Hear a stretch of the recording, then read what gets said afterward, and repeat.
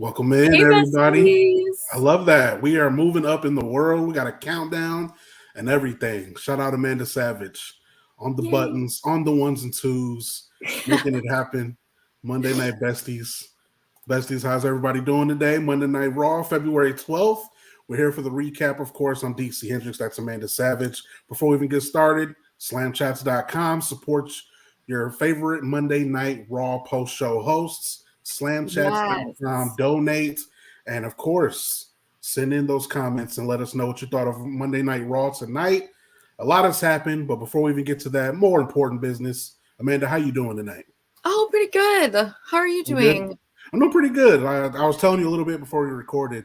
Been battling this new cold for like the last 2 weeks. You know, I get better and then I get worse, and then I get better again. It's one of those. So I've been battling those, but always a good escape watching Monday Night Raw. Yes. Oh, look. I love this. Hi. What up? What's going on, Jeff? I like it when Monday there's people in the chat. Hey. Shout out to Jeff. When you try to make us laugh, it's also funny, although I shouldn't say that. That's asking for trouble, girl. Okay. So there's, a lot happened tonight. Let's start off with what started Monday Night Raw, man.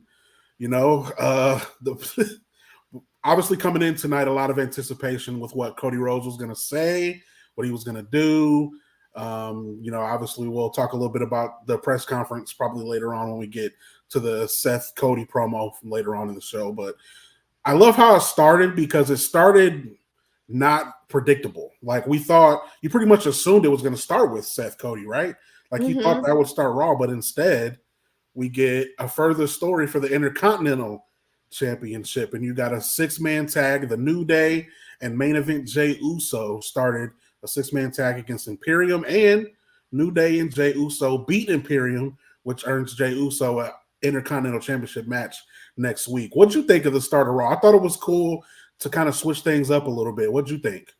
I think it's a fun way to mix it up, to have a match just start straight away. It's something that doesn't always happen.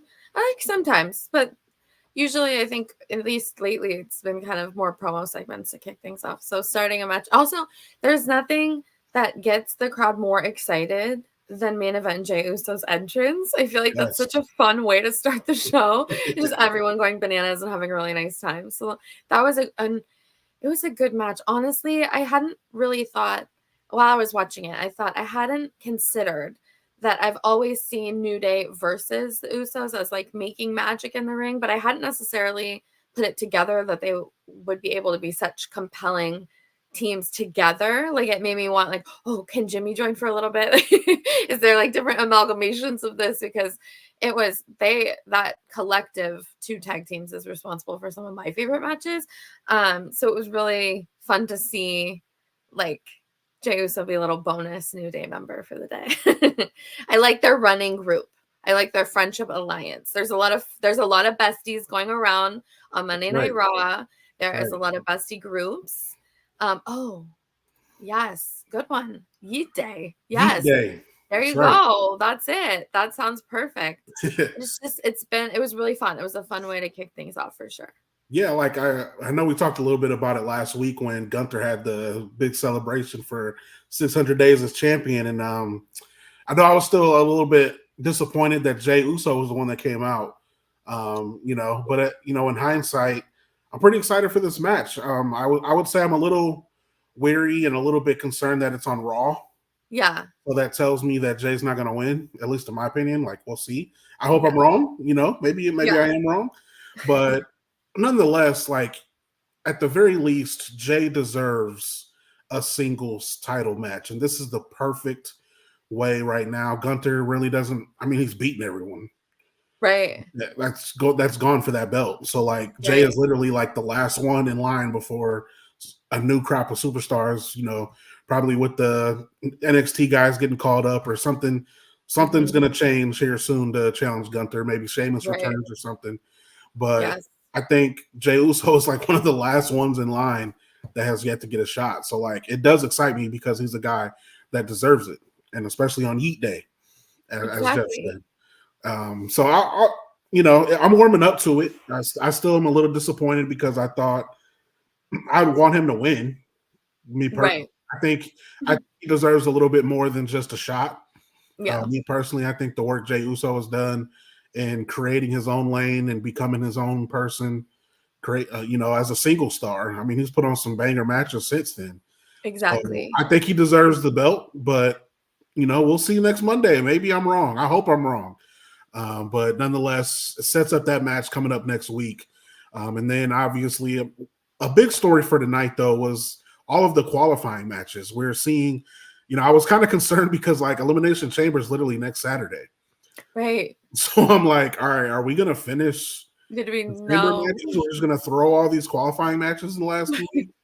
But very quickly, thanks to tonight, a lot of spots are starting to get filled up tonight. But I wanted to start before we get to the women. There were 2 Raw matches tonight to qualify. Bobby Lashley, Bronson Reed was the first one, Elimination Chamber qualifying match. Oh, Big Bronson Reed, my bad. I don't want to mess that up. Big Bronson. Still getting used to that.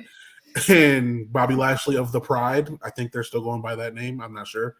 But Bobby Lashley defeated Bronson Reed to qualify for the Elimination Chamber. And also, of course, you had Ivar and LA Knight. And LA Knight, obviously from SmackDown, was a match tonight as well. LA Knight beats Ivar and earns his spot for the Elimination match as well. So what do you think? What do you think of those 2 matches? I mean, I'm loving one thing I will say for both sides, but starting with the men especially, like they're stacking these chamber matches. Like they're literally giving us literally the best of the rest. In my opinion, like after the championship matches that we're getting the rest of, like we're literally getting the best of the rest. So like at least that's the way it's looking for so far with the men. You got Randy Orton, you have LA Knight, you have Drew McIntyre, and Bobby Lashley. Mm-hmm. It does seem like it is absolutely going to be 2 matches that will be like instant classics, in my opinion. There's no way that that combination of people won't do something really spectacular on both the men's and the women's side. Ivar is growing on me. Like, I feel like I was an original Ivar hater in a way, and so that definitely has changed. I did not think that he was going to beat LA Knight. Like, I did not think that would be happening. But it definitely, it was not so cut and dry, right? Like, it was actually a competitive match. There were moments you're like, oh man, maybe, you know, and those are the kind of most fun. Those are the things that are really compelling within like the storytelling for me, at least. So that was exciting. Yeah, it seems like it's just the field is really filling in with some top talent. Like this is not, they're not playing games with this Elimination Chamber. No, not at all. And like on the women's side, I wasn't a big fan of the match. I thought the match was going to be a little bit better than it came out to be, but Liv Morgan and Zoe Stark tonight, they had their qualifying match tonight. I thought the match was good, but I was wanting a little bit more. A part of it's the commercials too. The commercials kind of drive me nuts. Literally in the middle of the match, it's like it kind of kills the momentum a little bit for me. Definitely can, yeah. So like, I think that's kind of what did it for that match for me. It literally cut out right when momentum was starting to get gained. The crowd was starting to get into it finally, because this happened right after the big thing that happened tonight with the promo with Seth and Cody, which we're saving for last because that's the big story. But I think part of it was because of that, because it came right after this match. So like the crowd was kind of like, you know, at the beginning, like, oh, okay, now we got this. This isn't, you know, not as exciting, but still like, you know, we're still excited to see Liv, but it's like, eh. And so it took the crowd a little bit to get into the match. And it's like as soon as they started getting into it, they went to the commercial break. Yeah, and it was like a 2-minute commercial break. So I'm like, it was a long one. Yeah, it was pretty long. It might have been longer than 10 minutes. I'm trying to give it justice, but nonetheless, the women's, as you mentioned, the women's chamber starting to fill up too. You got Becky Lynch, of course. You got Liv Morgan, who's filling it up. Bianca Belair, again, just like the men's side, stacking up the best of what we got. I guess my question to you, for both of, are they both predictable elimination chambers? Like as of right now, it appears that Drew McIntyre and Becky Lynch would be the favorites, right? But is it cut and clear that those are going to be the 2 winners? my one like hit of the episode was I don't like how they're positioning Becky as immediately like I feel like they're blowing past the chamber match.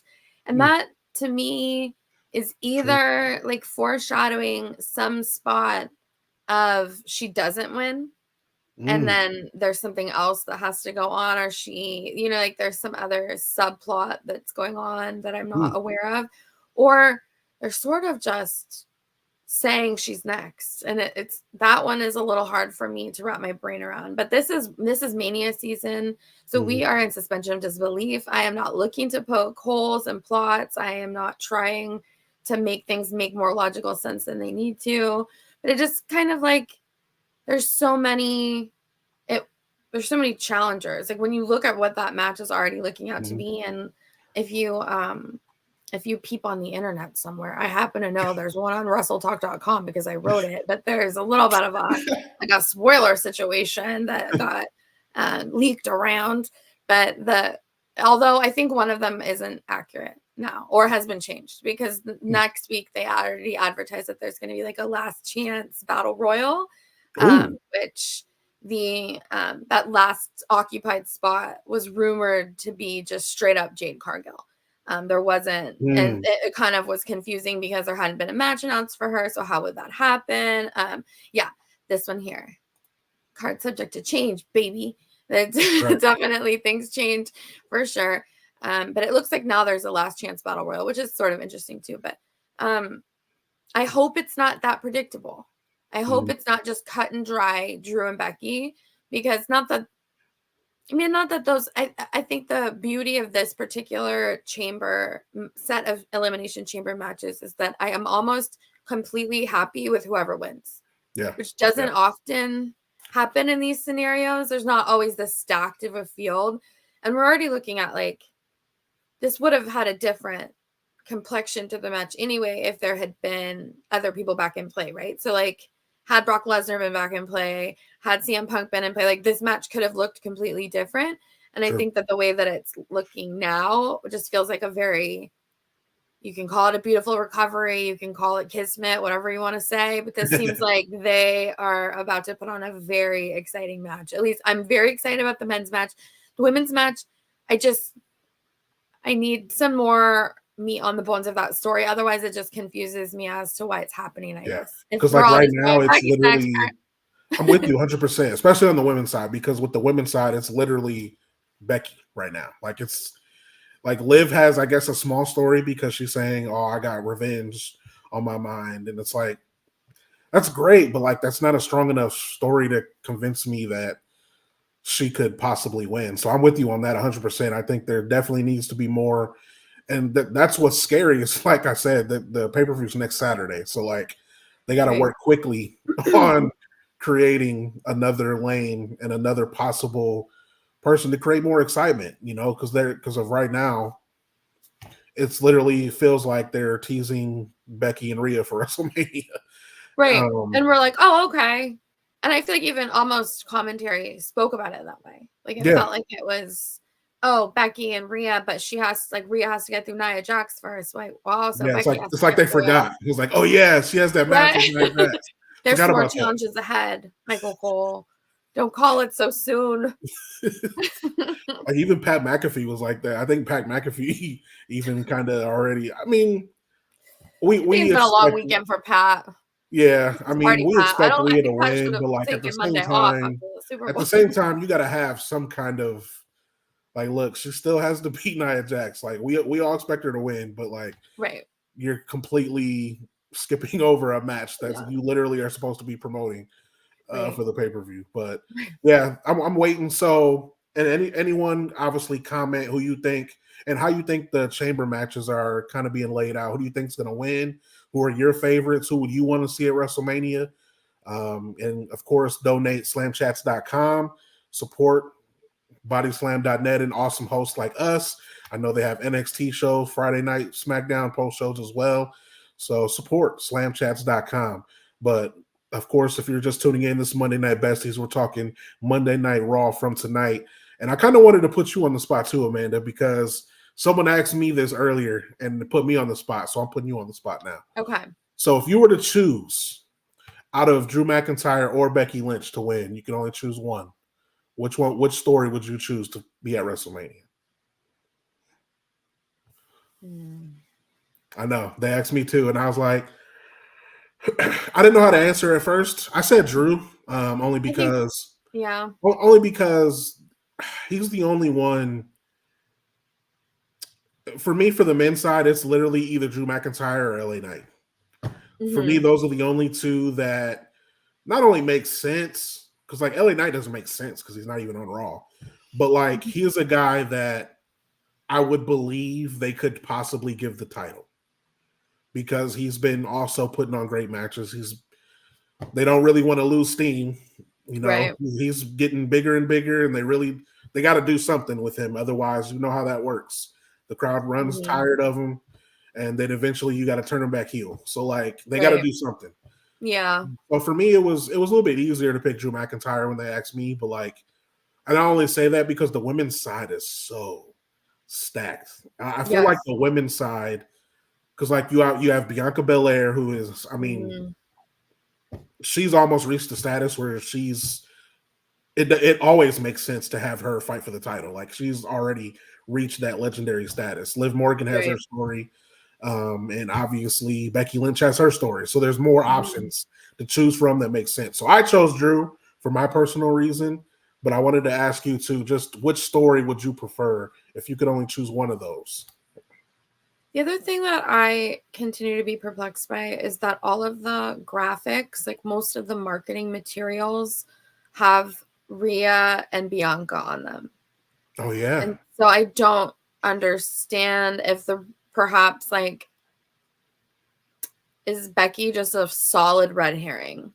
Like we're all just going into it assuming it's Becky and assuming it's someone from Raw, because otherwise I don't know what Bianca's path forward is to get there. Like there aren't women's mid-card titles. Like there isn't, right? Should be. No? There should be.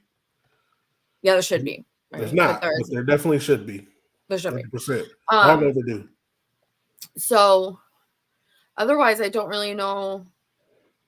Yeah, what's that all about? I mean, unless they get switched out at the end, but those are things that are like, in my opinion, that's kind of thing that's like city planning. Because if we're this far out from the event, like the banners with their little faces on them are already sitting in someone's warehouse ready to get hung up. You know, like this isn't, it's not a card subject to change entirely. Although I guess there might be things that have to change now because I have no idea what. Wow, we're just living in such different times, right? Like I always imagine, this is probably a weird perspective and a slight side ramble, but I always think about everything as someone's job. And I think about like the whole controversy, like everything going on right around Royal Rumble, and imagining just like the sheer panic of whoever is in charge of making sure that the graphics on the boards are correct and that the commentary desk has the right labels and things like the right sponsorships. It just always freaks me out. So the idea that there would be all this promotion in the world that features specifically Bianca and Rhea, and then there's just actually JK, no Bianca at this WrestleMania would seem odd to me. But you never know. Card subject to change. Red herring, indeed. Yeah. Oh, sorry. Yes. Yes. Yeah. That in enough. Yeah, it's a clue. They've got me. You know what? WWE, I think it started with this little QR code back in the day, this little white rabbit mystery. Yep. And like I will honestly, that was such a beautiful gift because now I do think that I view things perhaps through a lens of making them a little more lore filled and like a little more complex than maybe they are, right? Like it might not actually be that deep. But makes it more exciting. I'm looking around. I'm always hunting for clues now, you know what I mean? So also indeed undefeated at WrestleMania so far. That adds another layer. There's a lot. So we might have surprises coming. I think there's probably going to need to be a reason to get, at least in the West Coast, it starts, I think, at 2 a.m. for me. So I imagine that it will be one of those events that has something that's like a big moment so that when folks wake up and they say, whoa, what? You know, like that happened. So then how did that happen? So like there's a reason to seek it out on a replay because I don't know if, I mean, like, you know, I'll get up anyway, but not everyone. It's a lot easier for you to watch it live than me because I'm Eastern time. So for me, it's 5. So Yeah. at least 2, like 2, yeah, like everyone's still asleep. True. I mean, maybe about 10 years ago, I would be able to stay up Right. at 2 o'clock. Yeah. Maybe about 10 years ago, but like now, 3 kids, no, You know, that won't not happening. Absolutely not. So 2, 5 o'clock. Look, I'll catch you when I wake up. Yeah, I'll see you when I see you. Whatever time that is, I will mute Twitter because I don't want to see none of it. You I know don't want to know. That's good. I will turn that app off. No notifications. None of that. I don't want to see none of it. That's too. They do you dirty. Like at least on the West Coast, I've always been a little resentful because I didn't understand before. I just had Twitter since I've worked for Wrestle Talk, so that's only been the last 2 years. But before that, I used to be very annoyed with WWE for posting so much content and videos as it happened live because I was still at work. So then you like even look at Instagram and you found out everything. You're like, well, why am I going to watch the show? Like, yeah. I'm not waiting. It's like, I don't even need to watch it now. I already know everything. So yeah, no, you got to mute. Protect your peace. I will. In all forms, besties. That's right. That's right. Keep the comments rolling. Slamchats.com as well to donate. Yes. So we gotta talk about the big promo from the night as well. So I think it's pretty much set in stone. We're getting a tag team match at Elimination Chamber, right? I mean, is that what we're doing? Cody Rhodes and Seth Rollins against The Rock and Roman Reigns. I feel like that got gaslighted tonight. Do you feel that way? I don't know why I didn't think of it being at Chamber. Oh, really? I'm one of like the tinfoils that thinks we're like night 1, night 2 in it. Like that's what I've That's thought. a possibility. But yeah. I don't know. Like I have no solid foundation for that. I think also when people say like, oh, The Rock wasn't scheduled for Elimination Chamber, like I don't think that necessarily means that changes to schedules don't occur. Like I'm not sure that there's any, I mean, at least to mine. Yes. Thank you. Yes. Protect your peace, protect your neck. For sure. I'm not sure that there is any specific, like, you know, honestly, you guys got me. I'm sorry. I just protected my neck and protected my peace, and I forgot what I was saying. That's fine. That's okay. It's Monday Night Besties. Let's see. Right. It's a long day. That's right. Yeah. I don't know if they'll be there. Do you think they'll be there? The only reason I think it wouldn't happen at Chamber is because Seth Rollins isn't ready. I forgot about his injury, which I'm still not completely sure. Because, like, he looks fine. At least from what I've seen. Like, I know he's just walking and moving. Sure. Like, he's not running. He's not stomping. Like, I get it. Mm-hmm. But, like, the only thing that would hold it back from Chamber would be his injury. Mm-hmm. So, I think your possibility is more accurate. I think night 1, night 2 type thing could be the better way. But just imagine, I mean, what bigger do we get than a tag team match with those 4 guys at Elimination Chamber? Like you said though, like a lot would have to happen for that, right? But I feel like Seth pretty much put it out there tonight in the promo. He literally said, like, I'm here to help you. Like, let's do this. Like, I'm tired of Roman. I'm tired of The Rock. I'm tired of their arrogance. I'm tired of them thinking they can do whatever they want. I'm ready to take this back. And I love that he even said that he could be part of the reason to blame for the way Roman acts. That was one of my favorite parts. A lot of Shield references, a Moana reference in the promo. Yes. A lot in tonight's promo. What all did you take from the promo tonight? What did you take away?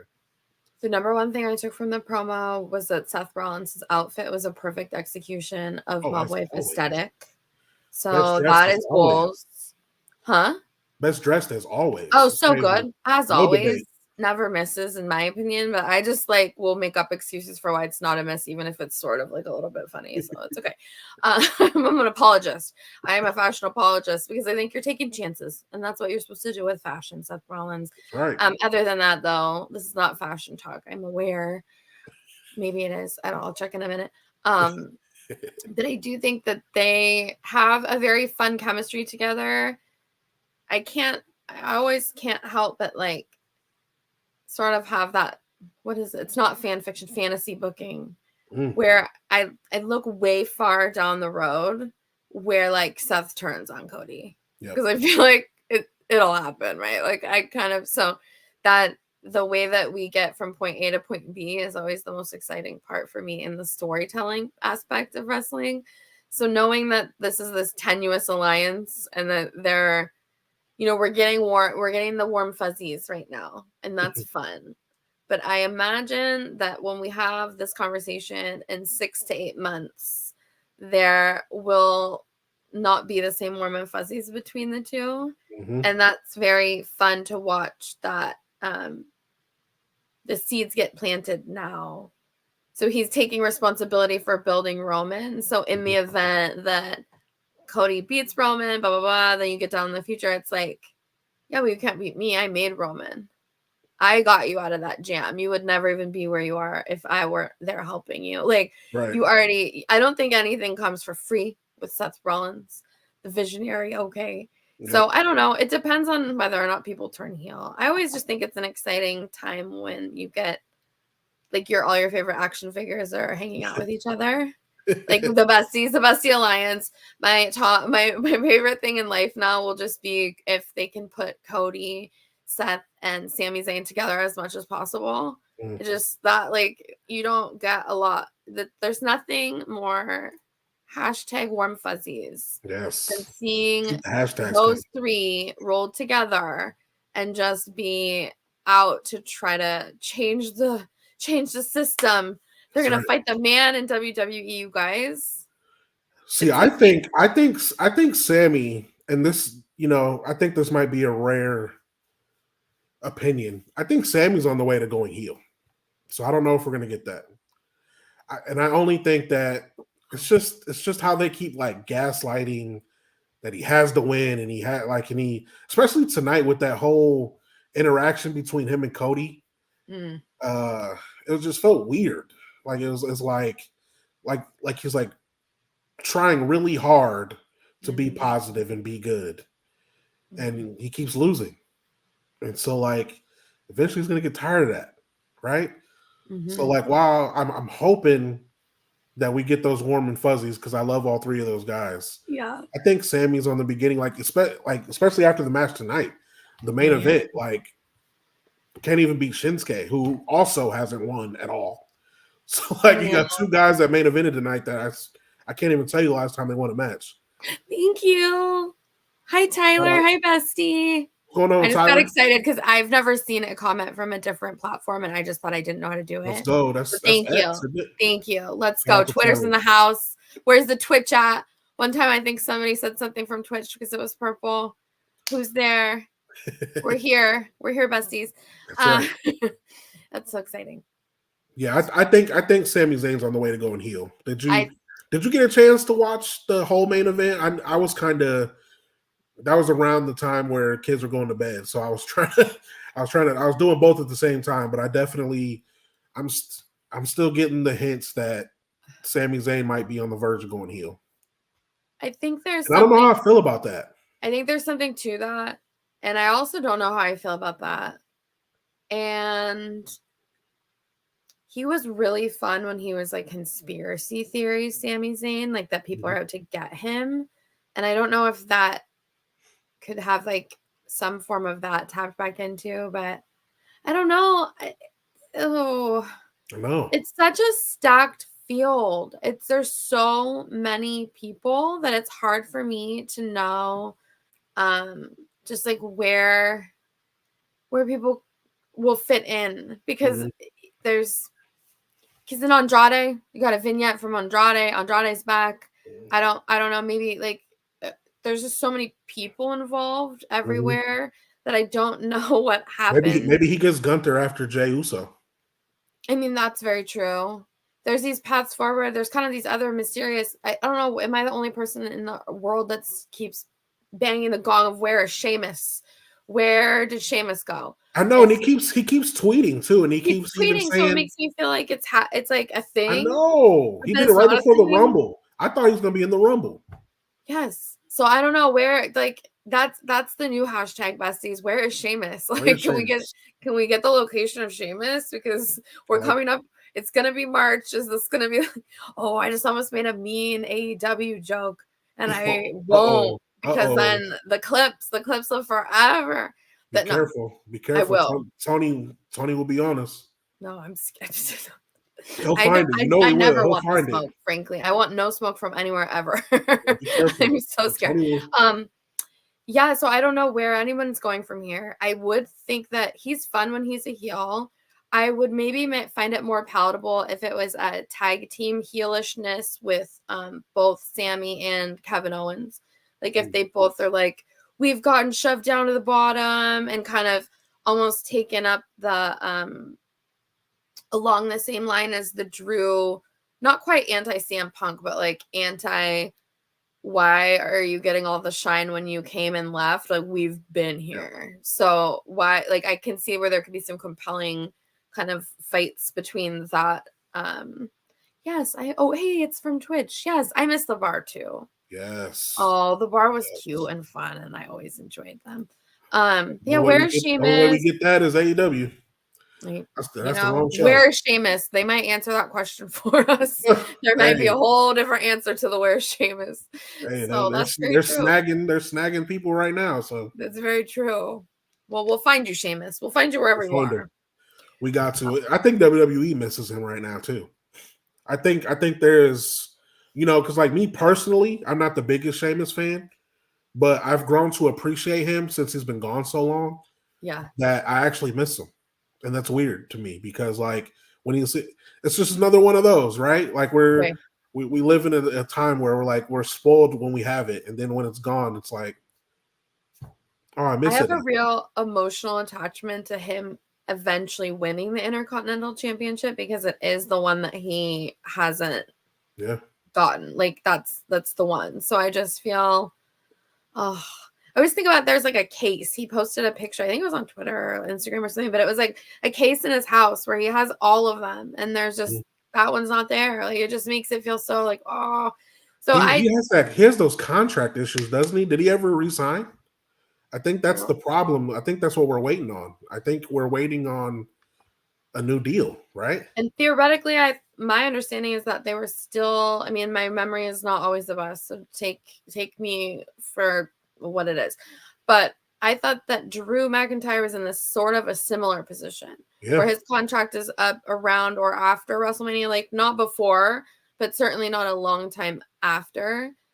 So that the fact that we're kind of going so hard on a push and bringing him to TV, but then there's still like mystery Sheamus. I thought he was, so perhaps, X is telling us, hi Terry, so Sheamus is still injured, but then again, where does he fit in? Is he still injured though? I thought he was back. I thought that he was, we'll follow up on that. I don't know that for I mean, that would be a good reason why. That would be a good reason to be where Sheamus, but he has been, the way he's been tweeting and things, I guess perhaps from his own social media behavior, I believe for him to be eligible to pop back up. But that's, because technically Seth Rollins is injured and he's still slated to. Right. And we've seen CM Punk how many times? Like, I mean, there's a difference between my favorite appearance of all. Have we seen each other since the slap? Are we saving the slap? Are we saving? I don't know. I just Biggie was there and Biggie was a delight. And I felt like Biggie was the absolute perfect voice of the fan.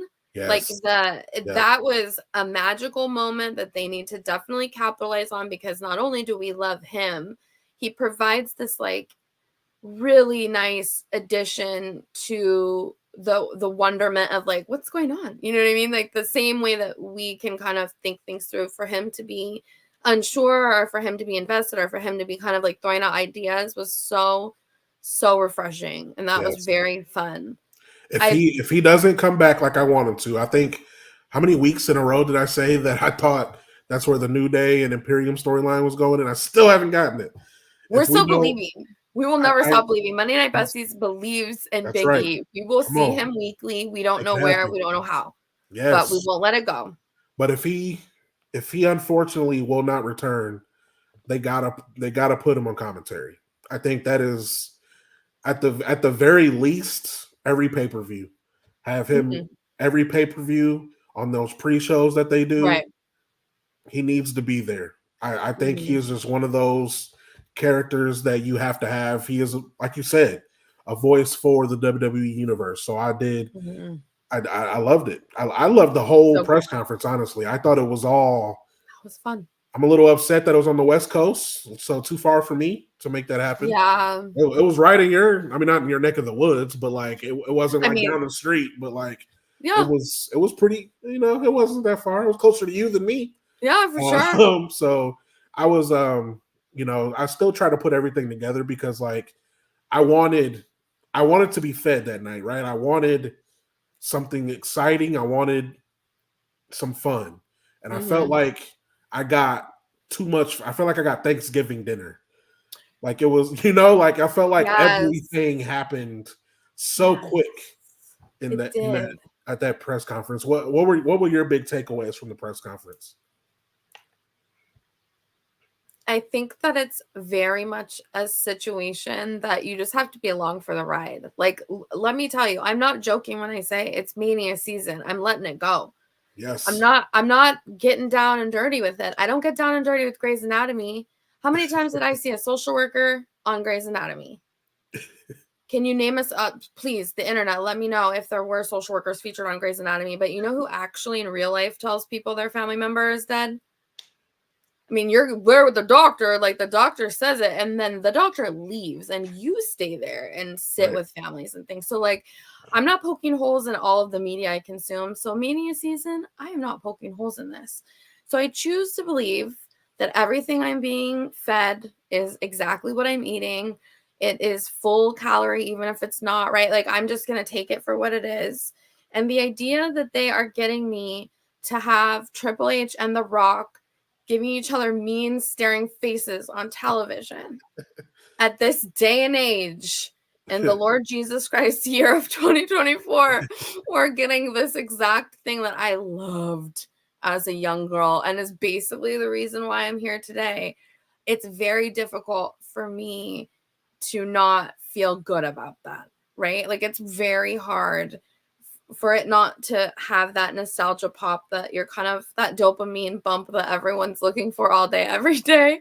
Right. I feel like seeing The Rock be shitty to, oh, am I allowed to cuss? We've actually never had that conversation. Sorry, it didn't happen. Seeing The Rock be sassy to Triple H was really just a beautiful moment. And then he dropped an F-bomb, which I thought was pretty cool. And I listened to that on loop 10,000 times because I couldn't figure out what he said. But then what he said was so mean. Did you, yeah. It was just like, oh, you're mean. So I'm excited about heel Rock. I'm not sure that was meant to be the case, but I don't care anymore. Right. I'm here for what you're feeding me, girl. I don't care what's in the kitchen. I'm not trying to talk about the cleanliness of your dishes. I'm just here to eat. I'm just here. Yeah, I was like, that was my big takeaway. It was like, so like, was this the plan the whole time? Or did you do this because you were trying to book Rock Roman and the WWE Universe was like, nah, or the Cody Crybabies were like, nah. Yeah. Cody needs the Crybabies won. Yeah. Crybabies won. Crybabies forever. Hashtag finish the story. Behind my head. Finish the story. Mm-hmm. But I was just curious, like, did they pivot because the way the WWE Universe reacted, or was this the plan the whole time? Either way, either this was a genius plan that they started from the beginning, or it was a genius pivot. Mm-hmm. Because I'm all in now. This is why we got to let stories play out and not complain online and send death threats to The Rock's daughter. Ridiculous. Leave Sweet Ava alone. This is why we just got to trust it. What is even going on anymore? No, you can't shake your head. It's good. It's okay to be excited about things in life. We're almost to the pep talk. Should I start it now? I'm going to start the pep talk in advance. It is okay to be excited about things in life. I think that Cody is framing it as passion, but besties, you don't have to feel bad when you love something. You don't have to feel bad when you're excited about something. You don't have to feel bad for focusing on the positivity. You're allowed to do that. There are other people who can shoulder the burden of the world's ills. If you need to watch a little TV show and just enjoy it for what it is. That's okay. You're allowed to do that, besties. It doesn't mean you're a bad person. I mean, social awareness and all of the things that we should all be doing as good citizens of the world are always notwithstanding, right? Like, those are things we should do. But it's okay to have fun. It's okay to be a Cody crybaby. It's okay to also sort of have the troll side of yourself that wants to continue to see The Rock slap the taste out of Cody's mouth and call him a crybaby and tell him to put chicken nuggets in his butt, because that seems like, I mean, that's kind of fun too. The fact though that even Cody's on live television pointing out the fact that Rock is cutting Attitude Era style put chicken nuggets in your butt promos. Yeah. It's not like it doesn't make sense, but like it's like, what? I don't know.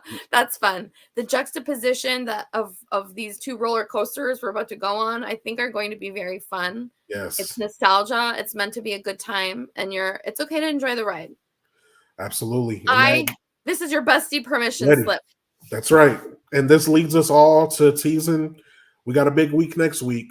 Yes. We already have set in stone. We already got Drew McIntyre, Cody Rhodes. I'm sure that'll be the main event.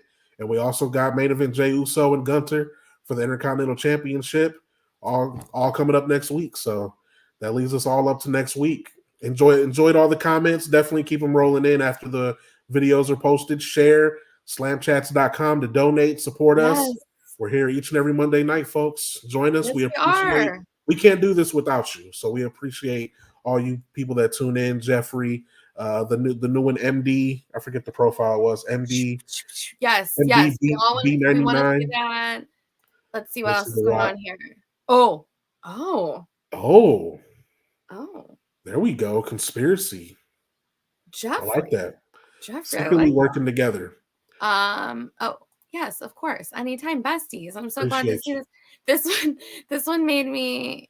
Yeah, I mean, that's true. That's good. I mean, we did not get that. That is funny as well. Let me just make sure everybody who said something. I got Terry. We got. Yeah, we did that one. Yeah, just perfect. Just everybody, besties, thank you so much. We appreciate you. We'll be back at it next week. We're gonna try to get some rest and try to get not sick for next week. I think I'm more speaking for myself, but everybody say get well soon to DC Online. You can find him on what I like it when you say, I just want everyone to find you because your content is so much better than anything I'm saying. My live tweets, nobody wants that. DC is really doing some good, nice, fun things in the world. So follow him for sure. Tell him get well soon. Thank you. Feel better. And we'll see you next week, besties. We'll see you guys next week. Appreciate you. Bye. End stream.